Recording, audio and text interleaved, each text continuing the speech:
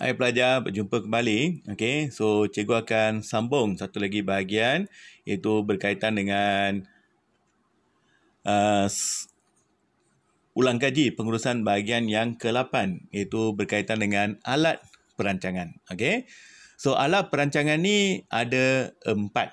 Okey, yang pertama ialah analisis pulang modal, yang kedua carta GAN, yang ketiga bajet dan yang keempat adalah critical path method atau dikenali sebagai CPM. Okey, ada 4 alat yang boleh digunakan oleh pengurus untuk membuat perancangan. Okey. So sebelum ni kita dah bincang apakah maksud perancangan, kepentingan perancangan, okey, kita dah bincang jenis-jenis perancangan dan juga proses perancangan. Okey, so kita teruskan dengan alat perancangan yang pertama iaitu analisis pulang modal. Okey. So di sini apa yang kamu kena tahu ialah 3 perkara. Okey, satu maksud analisis pulang modal atau dikenali sebagai titik pulang modal. Yang kedua, kamu kena mengira, okey, mengira pulang modal. Dan yang ketiga, kamu kena beritahu pemeriksa apakah kegunaan. Okey, bagaimana analisis pulang modal ni bantu kita untuk buat perancangan. 3 perkara ya. Satu, definisi atau maksud. Yang kedua, membuat pengiraan. Dan yang ketiga, kegunaan. Okey. Okey. Apa dia pulang modal? Okey, pulang modal maksudnya dapat balik modal. Okey, katakan you mulakan sebuah perniagaan menjual kari pap. Okey, so kamu telah belanja wang sebanyak RM500. Kalau kita jual kari pap berjumlah atau bernilai RM500, maksudnya kamu dapat balik modal.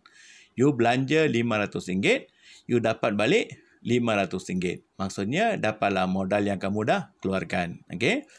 Kalau kita belanja RM500, kamu dapat hasilnya RM600.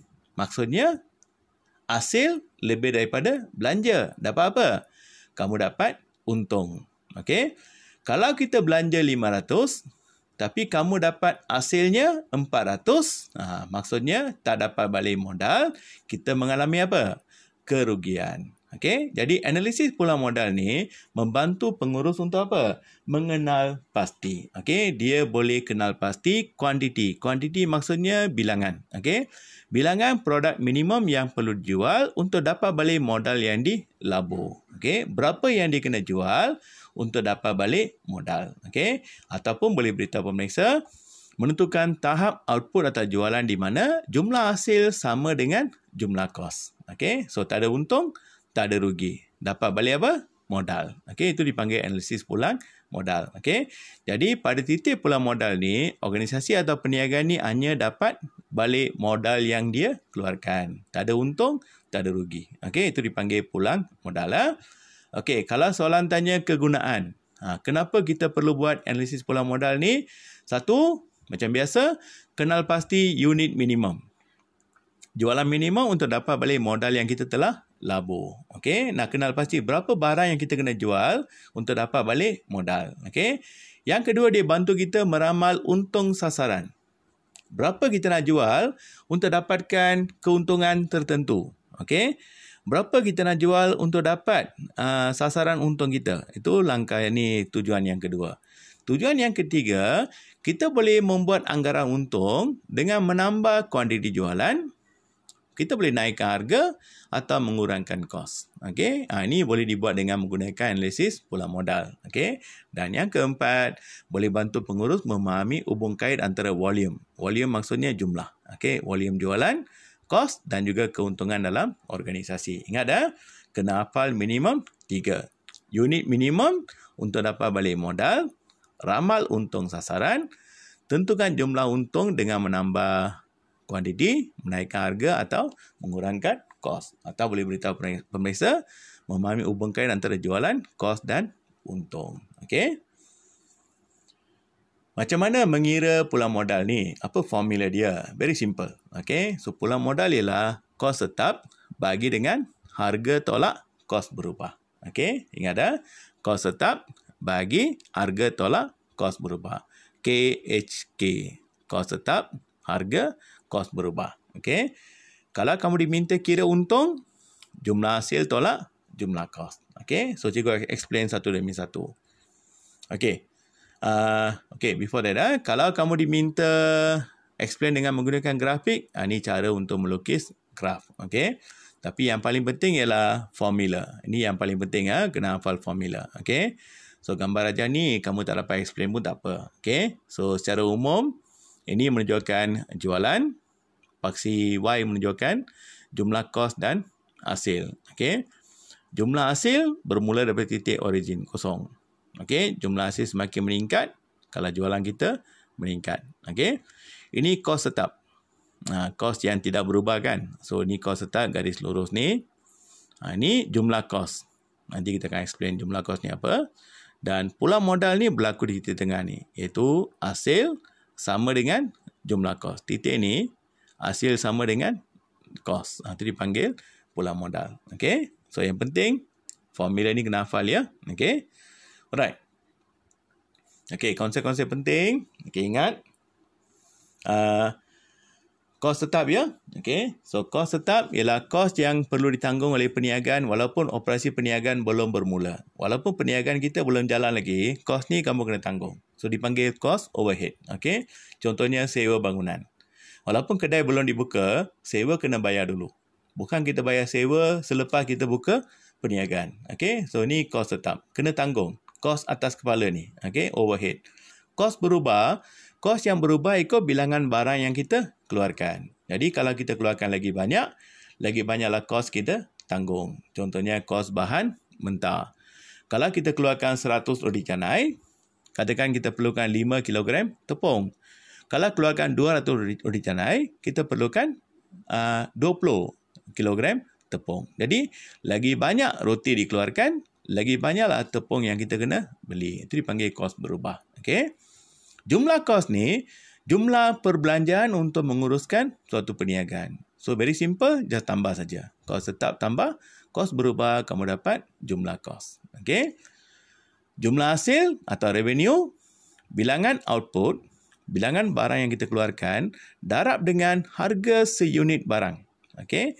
Contohnya, kalau kita keluarkan karipap, satu karipap RM1. Kalau kita jual 10 karipap, darab dengan RM1, hasilnya ialah RM10. Itu dipanggil jumlah hasil. Dan untung ni, jumlah hasil tolak jumlah kos.